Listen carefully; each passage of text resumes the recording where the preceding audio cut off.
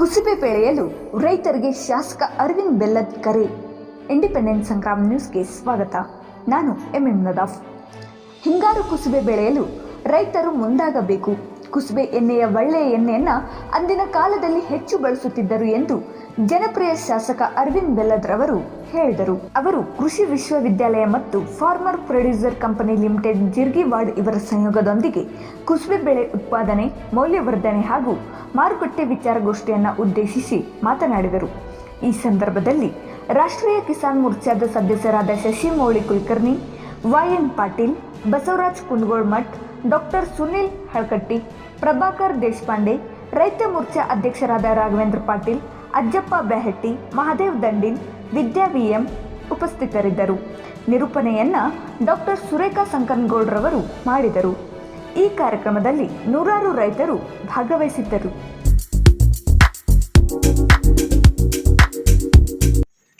ಆದರೆ ಖಾದ್ಯ ತೈಲದಲ್ಲಿ ನಾವು ಇನ್ನೂ ಅಭಿವೃದ್ಧಿಯನ್ನು ಸಾಧಿಸ್ತಾ ಇಲ್ಲ. ಯಾಕಂದರೆ ನಮ್ಮ ಒಂದು ಖಾದ್ಯ ತೈಲದಲ್ಲಿ ಮಲೇಷಿಯಾದಿಂದ ಬರುವಂಥ ಪಾಮ್ ಆಯಿಲನ್ನು ಮಿಕ್ಸ್ ಮಾಡಿ ಮಾರುಕಟ್ಟೆ ಸ್ವಲ್ಪ ಇದಾಗಿದೆ. ಯಾಕಂದರೆ ನಮ್ಮ ಭಾರತ ದೇಶದಿಂದ ಹೋದಂಥ ಖಾದ್ಯ ತೈಲ ಎಕ್ಸ್ಪೋರ್ಟ್ ಆಗಿ ಹೋಗಿದ್ದು ಕ್ವಾಲಿಟಿ ಇಲ್ಲ ಅಂತೇಳಿ ವಾಪಸ್ ಕಳಿಸಿದ್ರು. ಆ ಒಂದು ಉದ್ದೇಶದಿಂದ ಒಂದು ಹಡಗು ಟೆಸ್ಟಿಂಗ್ದೊಳಗೆ ಫೇಲ್ ಆಗಿ ವಾಪಸ್ ಬಂತು. ಅದಕ್ಕಾಗಿ ಈ ಕುಸುಬೆ ಬೆಳೆ ಎಲ್ಲ ರೀತಿಯಿಂದಲೂ ಬಹಳ ಅತ್ಯುತ್ತಮವಾದ ಎಣ್ಣೆ. ಇದನ್ನ ನಾವು ಮೊದಲು ಅಕ್ಕಡಿ ಕಾಳನ್ನು ಬೆಳಿತಿದ್ದೀವಿ. ಈ ಬ್ಲ್ಯಾಕ್ ಸಾಯಿಲ್ನಲ್ಲಿ ಜಾಸ್ತಿ ಇದನ್ನ ಬೆಳೆದು ಮೊದಲು ನಾವೇ ಉಪಯೋಗ ಮಾಡ್ಕೊತಿದ್ದೀವಿ. ಇದನ್ನು ಗಾಣದಲ್ಲಿ ಆಡಿಸಿ ಅದನ್ನ ಗಾಣದಲ್ಲಿ ಕುಸುಬೆ ಎಣ್ಣೆ ತೆಗೆದುಬಿಟ್ಟು ಕುದಿಸಿ ಸೋಸ್ಕೊಂಡು ಡಬಲ್ ಫಿಲ್ಟರ್ ಆಗಿ ಮಾಡ್ಕೊಂಡು ನಾವೇ ಉಪಯೋಗ ಮಾಡ್ತಿದ್ದೀವಿ. ಇದು ಹೆಲ್ತ್ಗೆ ಭಾಳ ಚಲೋ. ಅದರಂತೆ ಶೇಂಗಾ ಎಣ್ಣೆ ಆಯಿತು, ಸನ್ಫ್ಲವರ್ ಆಯಿತು, ಇಂಥ ಖಾದ್ಯ ತೈಲಗಳಲ್ಲಿ ನಾವು ನಮ್ಮ ರೈತರು ಅದರಲ್ಲಿ ಬೆಲೆ ಸಿಗುವುದಿಲ್ಲ. ಬೆಳೆದು ಆಮೇಲೆ ಮೂಡಿರೋದಕ್ಕೆ ಅದನ್ನು ಉತ್ಪಾದನೆ ಮಾಡಿಕೊಂಡು ಅದರ ಫಾಯ್ದೆ ತೆಗೆದು ಭಾಳ ಕಷ್ಟ ಅಂತೇಳಿ ಅದನ್ನು ಬಿಡ್ತಾ ಇದ್ದಾರೆ. ಆಮೇಲೆ ಇದಕ್ಕೆ ಮಾರುಕಟ್ಟೆ ಈಗ ಬೆಂಗಳೂರು ಅಂತ ದೊಡ್ಡ ನಗರಗಳಲ್ಲಿ ಕುಸುಬೆ ಎಣ್ಣೆಯ ಮಹತ್ವ ಅನ್ನೋದು ಕೂಡ ಗೊತ್ತಿಲ್ಲ. ಅದ್ರ ಬಗ್ಗೆನೂ ಅದರಲ್ಲಿ ಎಂಥ ವಿಟಾಮಿನ್ಸ್ ಇದಾವೆ, ಕುಸುಬೆ ಎಷ್ಟು ಶ್ರೇಷ್ಠ ಅನ್ನೋದನ್ನ ನಾವು ನಮ್ಮ ಪರ್ಚೇಸರ್ಗೆ ಕೂಡ ತಿಳಿಸಿ ಹೇಳಬೇಕಾಗಿದೆ. ಅದರಿಂದ ಅಲ್ಲಲ್ಲಿ ಅವೇರ್ನೆಸ್ ಪ್ರೋಗ್ರಾಮು ಬೆಳೆಯುವವರಿಗೆ ಅದರ ಬಗ್ಗೆ ಮಹತ್ವ ಅದರಲ್ಲಿ ಸಾಧನೆಯನ್ನು ಸಾಧಿಸಬೇಕು ಅನ್ನುವಂಥ ಉದ್ದೇಶದಿಂದ ಈ ಕುಸುಬೆಯ ಬಗ್ಗೆ ಅಲ್ಲಲ್ಲಿ ಅವೇರ್ನೆಸ್ ಕ್ಯಾಂಪ್ಗಳನ್ನು ಹಾಕ್ಕೊಳ್ಬೇಕು ಅನ್ನುವಂಥ ಉದ್ದೇಶದಿಂದ ಈ ಒಂದು ಕಾರ್ಯಕ್ರಮವನ್ನು ಇಲ್ಲಿ ಹಾಕ್ಕೊಂಡಿದ್ದೇವೆ. ಇದಕ್ಕೆ ನಮ್ಮ ಸುತ್ತಮುತ್ತಲಿನ ಕುಸುಬೆ ಬೆಳೆಯುವಂಥ ಧಾರವಾಡದ ಸುತ್ತಮುತ್ತಲಿನ ಕುಸುಬೆ ಬೆಳೆಯುವಂಥ ರೈತರು ಬಂದಿದ್ದೀರಿ. ಇದರ ಒಂದು ಲಾಭಗಳನ್ನು ತಾವು ಪಡೆದುಕೋಬೇಕು. ನಮ್ಮ ಭಾರತೀಯ ಜನತಾ ಪಕ್ಷದ ಕಿಸಾನ್ ಮೋರ್ಚಾದ ಪ್ರಯತ್ನದಿಂದ ಇಲ್ಲಿ ನಡೆದಿರುವಂಥ ಕುಸುಬೆ ಎಣ್ಣೆಯ ಬಗ್ಗೆ ಜಾಗೃತಿ ಮೂಡಿಸುವಂಥ ವಿಶೇಷ ಕಾರ್ಯಕ್ರಮದ ಮುಖ್ಯ ಅತಿಥಿಗಳಾದಂಥ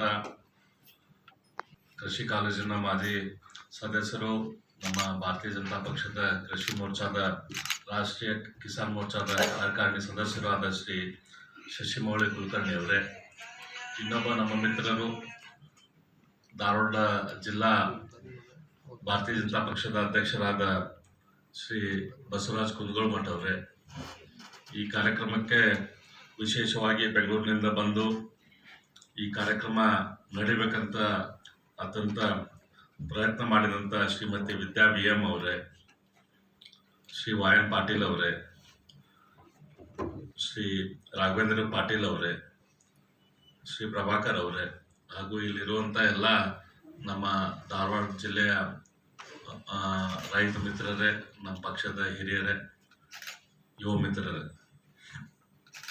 ಕುಸುಬೆ ಬಗ್ಗೆ ಇವತ್ತು ಕಾರ್ಯಕ್ರಮ ಇಲ್ಲಿ ನಡೀತಾ ಇರೋದು ಭಾಳ ಸಂತೋಷದ ವಿಚಾರ. ಯಾಕಂದ್ರೆ ಕುಸುಬೆ ಬೆಳೆ ದಿನಕ್ಕೆ ಕಡಿಮೆ ಹಾಕೊಂತ ಹೋಗಿತ್ತು.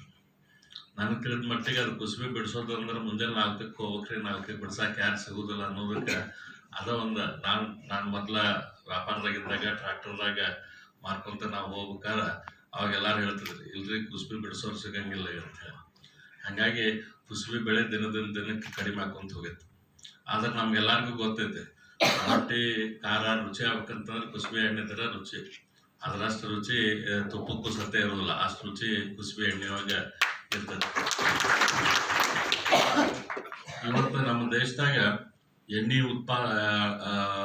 ಬಳಕೆ ದಿನದಿಂದ ದಿನಕ್ಕೆ ನಮ್ಗೆ ಹೆಚ್ಚಾಗ್ತೈತಿ. ನಾವು ಮೊದಲು ಈಗ ಒಂದು 30 ವರ್ಷ 40 ವರ್ಷದಿಂದ ನಾವು ವಿಚಾರ ಮಾಡಿದ್ರೆ ನಮ್ಮ ಆಹಾರದಾಗ ಎಣ್ಣೆ ಬಳಕೆ ಭಾಳ ಅಂದ್ರೆ ಭಾಳ ಕಡಿಮೆ ಇತ್ತು. ಭಾಳ ಅಂದ್ರೆ ರೊಟ್ಟಿ ಜೊತೆ ಖಾರದ ಜೊತೆ ಸ್ವಲ್ಪ ಎಣ್ಣೆ ಹಚ್ಕೊಂಡು ತಿಂತಿದ್ವಿ. ಇಲ್ಲಿಕ್ರ ಎಷ್ಟೋ ಸತ್ತೆ ಒಣ ರೊಟ್ಟಿ ಖಾರ ಕೂಡ ಜನ ತಿಂತಿದ್ರು. ಪಲ್ಯದಾಗೂ ಸತ್ತೆ ಅಗದಿ ಕಡಿಮೆ ಅಂದ್ರೆ ಕಡಿಮೆ ಎಣ್ಣೆ ಇರ್ತಿತ್ತು.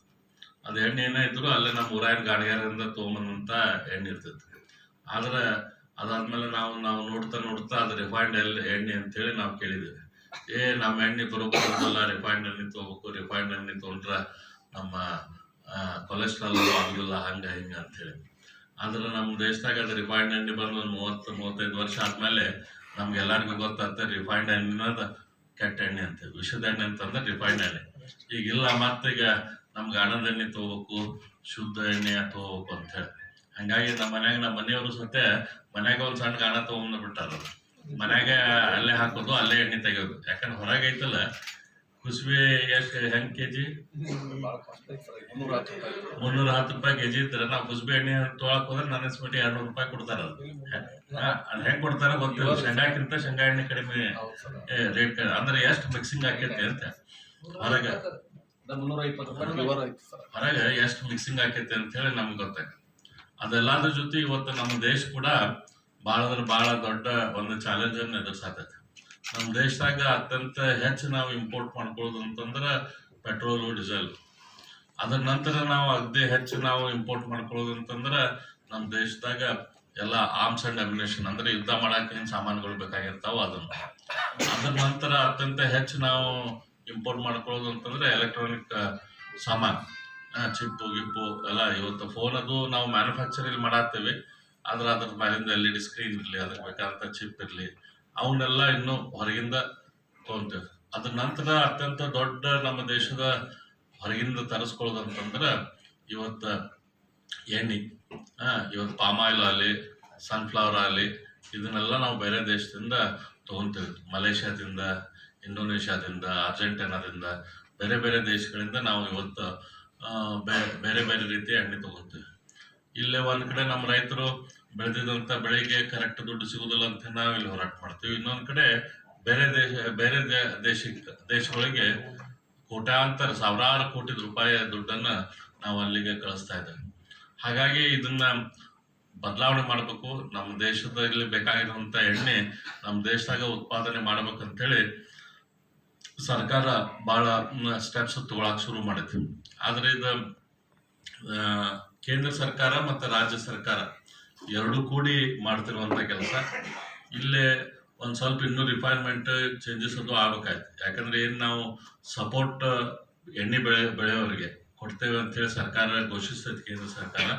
ಅಂದ್ರೆ ರಾಜ್ಯ ಸರ್ಕಾರದಿಂದ ಇನ್ ಟೈಮ್ ಬರುವುದಿಲ್ಲ, ರೈತರಿಗೆ ಸರಿಯಾದ ಟೈಮಿಗೆ ಮುಟ್ಟುವುದಿಲ್ಲ. ಹಾಗಾಗಿ ಆ ದೃಷ್ಟಿಯಿಂದ ಹೆಚ್ಚು ಇದನ್ನ ಒಳ್ಳೆ ಬೆಳೆ, ಒಳ್ಳೆ ರೇಟ್ ಬಂತಂದ್ರೆ ತನ್ನ ರೈತರು ಶಿಫ್ಟ್ ಆಗ್ತಾರೆ. ಇವತ್ತು ಕಬ್ಬು ಯಾಕೆ ಹೋಗ್ತಾರೆ ಅಂತಂದ್ರೆ ಕಬ್ಬು ಬೆಳೆದಿತ್ತಂದ್ರೆ ನಮ್ಗೆ ಆರಾಮ ಇರ್ತೈತಿ. ಫ್ಯಾಕ್ಟ್ರಿ ಕಳಿಸ್ಬಿಟ್ರೆ ನಮಗೆ ಚಿಂತಿರಂಗಿಲ್ಲ ಅನ್ನೋದಕ್ಕೆ ಆಟೋಮೆಟಿಕ್ಲಿ ಯಾರು ಹೇಳಿಕ್ಕಂತಂದ್ರು ಜನ ನೀರಿತ್ತಂದ್ರೆ ಕಬ್ಬು ಬೆಳಿತಾರೆ.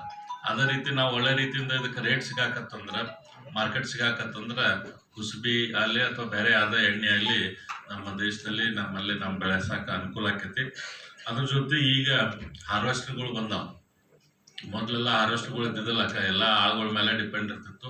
ಈಗಿನ ಹೊಸ ಹಾರ್ವೆಸ್ಟರ್ಗಳು ಏನು ಬಂದಾವ ಅಂತಂದ್ರೆ ಈಗ 1 ವರ್ಷ 2 ವರ್ಷದಾಗ ಅವು ಕುಸುಬಿ ಕೂಡ ಬಿಡಿಸ್ತಾವ.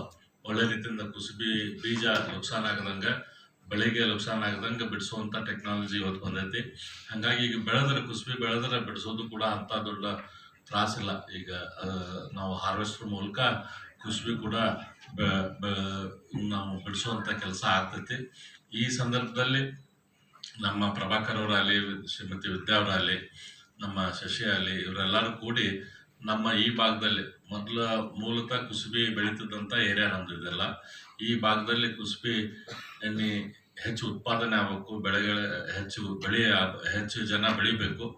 ಅದು ಕುಸುಬಿ ಬೆಳೆಯೋದ್ರ ಮೂಲಕ ನಮ್ಮ ರೈತರಿಗೂ ಅನುಕೂಲ ಆಗಬೇಕು, ನಮ್ಮ ರೈತರ ಭೂಮಿಗಳಿಗೂ ಕೂಡ ಅನುಕೂಲ ಆಗಬೇಕು ಅಂತ ಈ ಎಲ್ಲ ಉದ್ದೇಶ ಇಟ್ಕೊಂಡು ಇವತ್ತು ಈ ಕಾರ್ಯಾಗಾರ ನಮ್ಮ ಕರ್ನಾಟಕ ಕೃಷಿ ವಿಶ್ವವಿದ್ಯಾಲಯದ, ನಮ್ಮ ಧಾರವಾಡದ ಕೃಷಿ ವಿಶ್ವವಿದ್ಯಾಲಯದ ಸಹಯೋಗದೊಂದಿಗೆ ಮಾಡ್ತಾ ಇರೋದು ಭಾಳ ಸಂತೋಷ.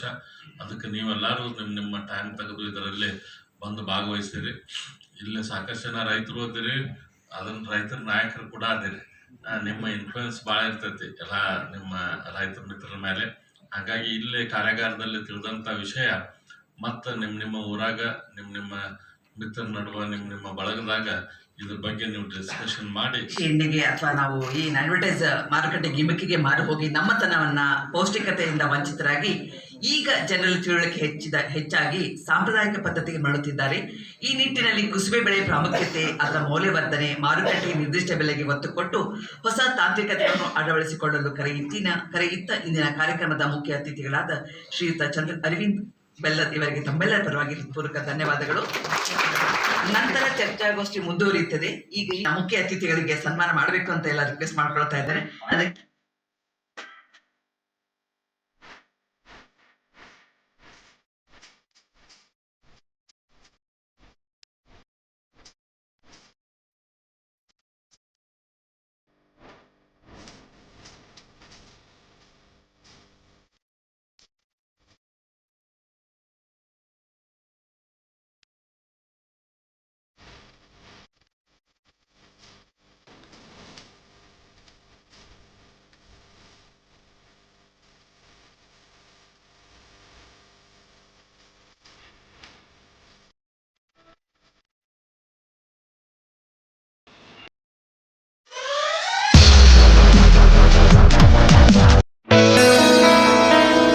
Dharwadkar Lawn Function Hall, perfect selection for a lifetime relation.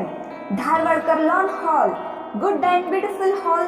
Let's celebrate your parties and events. Dharwadkar Lawn Hall, modern icon and luxurious venue, wedding events, engagement ceremony, birthday parties, school and college events or other events.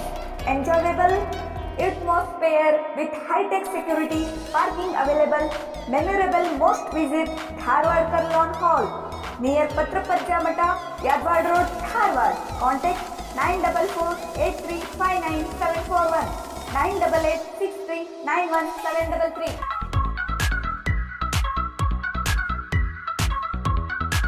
ಗ್ರಾಹಕರೇ, second hand ವಾಹನ ಬೇಕಾ? Car ಮತ್ತು bike ಬೇಕಾದರೆ national auto ಕನ್ಸಲ್ಟೆಂಟ್ಗೆ ಭೇಟಿ ನೀಡಿ. National auto consultant 20 ವರ್ಷಗಳಿಂದಲೂ ಗ್ರಾಹಕರಿಗೆ ಉತ್ತಮವಾದ ವಾಹನವನ್ನ ನೀಡುತ್ತಾ ಯಶಸ್ವಿ ಹಾದಿಯಲ್ಲಿ ಸಾಗಿದೆ. ಇಲ್ಲಿ ಎಲ್ಲ ತರಹದ ಸೆಕೆಂಡ್ ಹ್ಯಾಂಡ್ ಬೈಕ್ ಮತ್ತು ಕಾರುಗಳು ಸಿಗುತ್ತದೆ.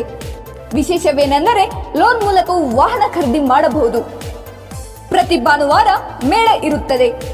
ನಿಮಗೆ ಸೆಕೆಂಡ್ ಹ್ಯಾಂಡ್ ವಾಹನ ಬೇಕಾದರೆ ಮತ್ತು ಎಕ್ಸ್ಚೇಂಜ್ ಮಾಡಬೇಕಾದರೆ ನ್ಯಾಷನಲ್ ಆಟೋ ಕನ್ಸಲ್ಟೆಂಟ್ಗೆ ಭೇಟಿ ಕೊಡಿ. ನೀವು ಭೇಟಿ ನೀಡಬೇಕಾದ ಸ್ಥಳ old DSP circle, BSL office near KC park, Dharwad. Mobile ಸಂಖ್ಯೆ 7348821313 9008447288. ಈ ನಂಬರ್ಗೆ ಹೆಚ್ಚಿನ ಮಾಹಿತಿಗಾಗಿ ಸಂಪರ್ಕಿಸಬಹುದು.